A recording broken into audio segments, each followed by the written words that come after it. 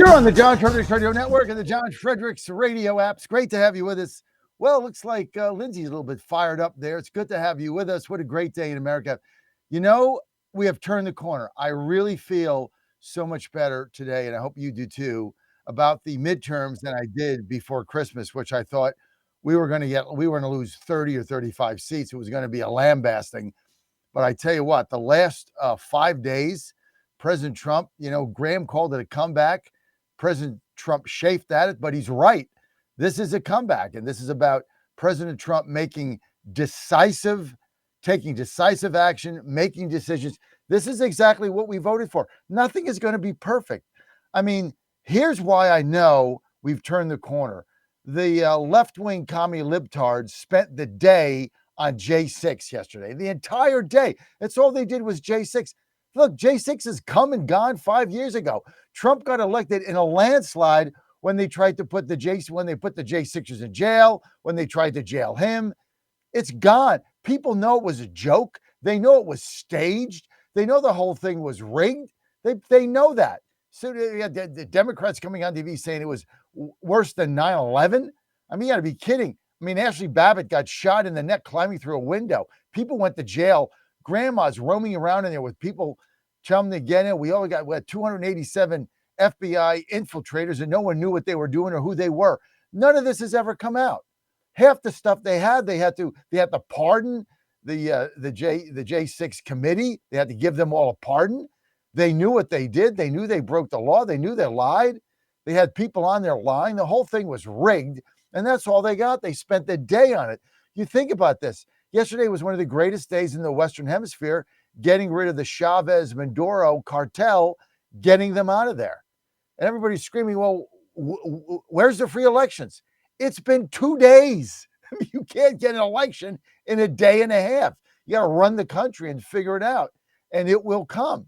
You just have to wait, be a little patient. What President Trump has done, what he did Saturday, and what he's going to continue to do is one of the greatest decisions and actions that has ever been pulled off in a couple hours. And now we got this guy facing justice in jail. He's going to jail. And so is that creepy wife of his. So look, and we're going to get the oil. And oil should be part of the discussion because it's part of our strategic America First plan.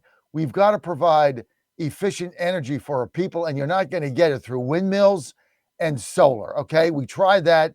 Billions and billions of dollars grifted. It didn't work. It was a scam from the beginning. The whole thing is a scam. Trump has exposed that. You look at the things that he exposed, but the greatest thing about this is what now even the Democrats are saying, whether it's Greenland or Iran or whatever. Hey, if Trump says something, you better take him seriously.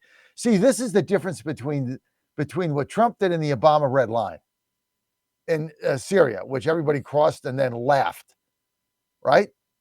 This is the most important thing that he's done.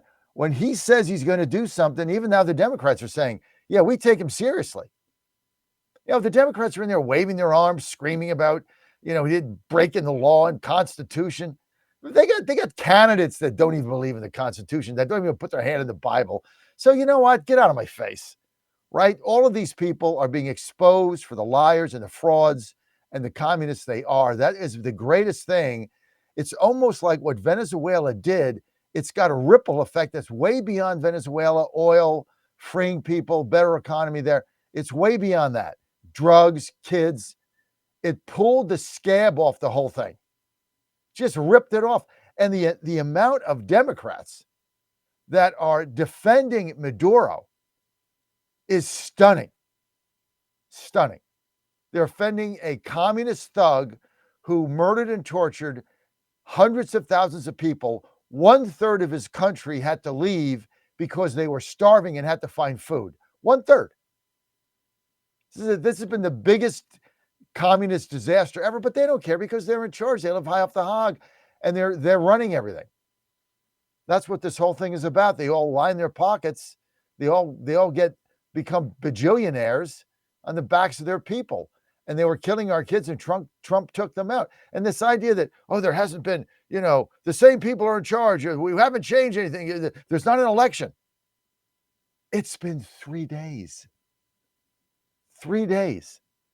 Now, look, do I think there's likely going to vote in a free market economist in a free election in Venezuela? Yes, but that's not guaranteed either, right? You would think, yes. You got to remember, 1/3 of the people are already fled the country. So what's remaining are, a lot of the communists. You got to remember too, Chavez got elected in a free election.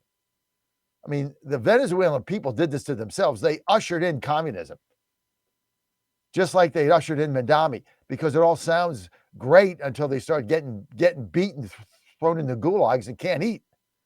And then it doesn't sound so good after 25 years, after a quarter century of that nonsense going on in there. So my hat's off go to President Trump, his team, for doing this. And this is the beginning. And yeah, they better damn take him seriously. And even Hakeem Jeffries yesterday going up the steps of the Capitol, do you take President Trump seriously on Greenland? Yeah, we do. Oh, it's going to be NATO. It's going to be man. The hell cares what NATO does? NATO is a joke. We all know it. He wants Greenland because it is an asset to our strategic defense of our country. There's resources there that benefit us. And right now, it's being exploited by the Chinese and the Russians. And so we're going to eventually have it as part of our orbit, whether it's a protectorate, whether it's one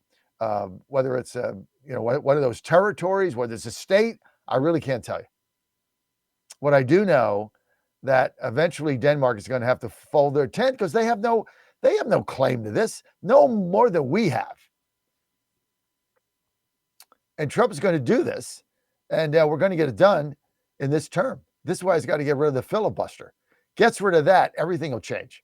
Just get rid of it. You're not going to lose the Senate if you get rid of it, because you will get things done, like make healthcare more affordable and things of that nature. So people asked me the other day, I was on some show, and somebody said, what is the number one thing Trump can do?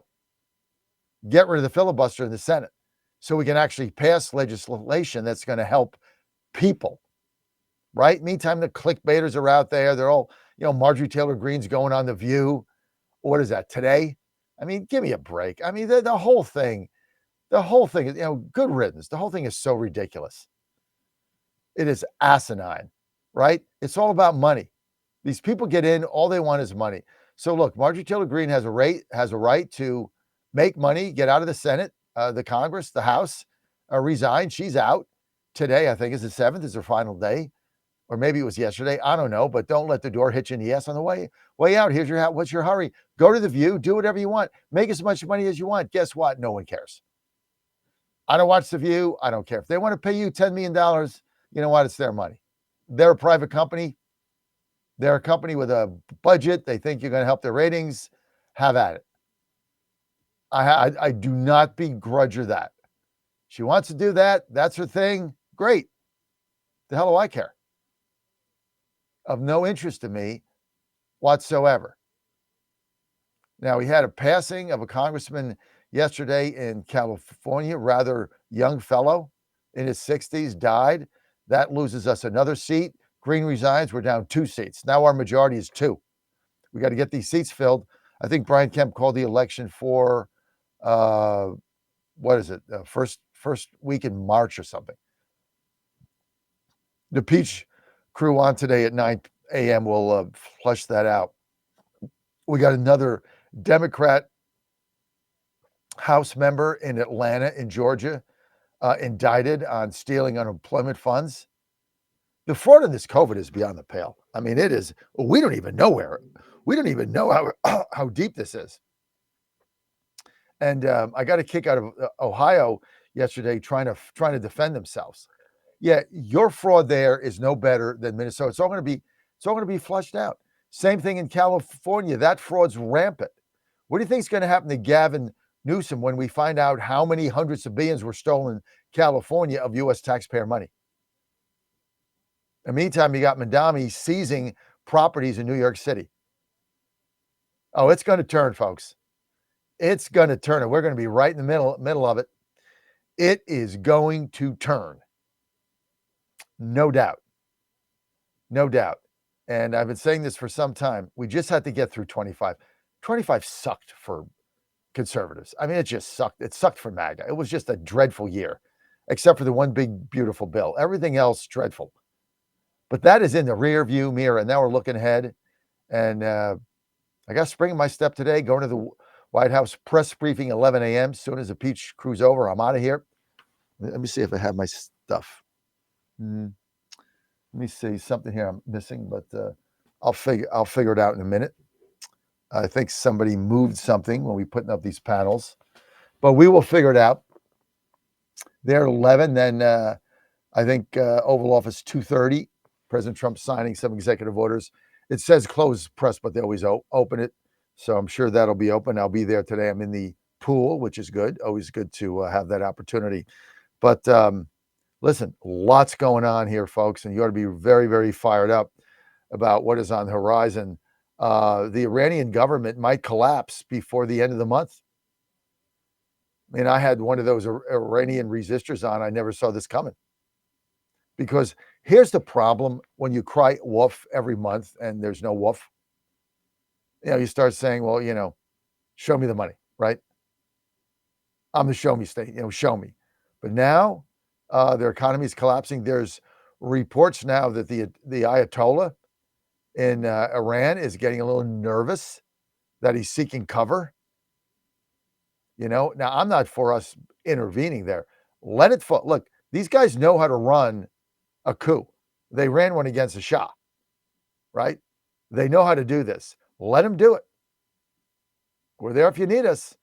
We're not going to go in if you don't need us, I would hope. But let this thing play out, right? You know who ought to be going in there is Israel. Israel should be going in there. They got troops, they got guns, they got planes, they got bombs. They want to go in there, go ahead. It's in their sphere. I would get out of their way. Do whatever you need to do. Call me when it's over. Give me an update. I have no problem with that. I have no problem with the IDF going in right now and wiping out what is remaining of Hamas, killing them all, putting their heads on sticks. I have no problem with that. Not our business. We got the hostages out. There's supposed to be a peace. They were supposed to give up their arms. They didn't. Let the Israelis handle it. They got an army. We give them plenty of money. I went there. They got tanks. They got guns. They got planes. Let them do it. I don't want to get involved in that. I don't want to get involved in Iran. But let Israel get out of their way. Why are we dictating what Israel does? I mean, that's where I break with the clickbaiters that think everything is about Israel. Everything isn't about Israel, but we need to just get out of their way. Let them do what they feel like doing. They're a sovereign nation. They feel like going into Iran, go ahead. They feel like wiping out Hamas, go ahead. You're your own country. It's your region. You figure it out. Why are we telling them what to do on a daily basis? Like they're our bitch. Do what you need to do. On the money you have and the ammo we give you and the budget you've got, you need more money, raise taxes in your own country, not my problem. But why are we always trying to dictate what they do? Why does Netanyahu have to get permission from anybody? I mean, that's where, I break with Israel, but on the other side. I'm the exact opposite of the clickbaiters. I mean, we're their protectorate, that's fine. If something happens to them, they're an ally. But if they want to go and wipe out Hamas and they want to go to Iran and blow things up to help the insurgents, that's what they are, let them do it. Get out of their way.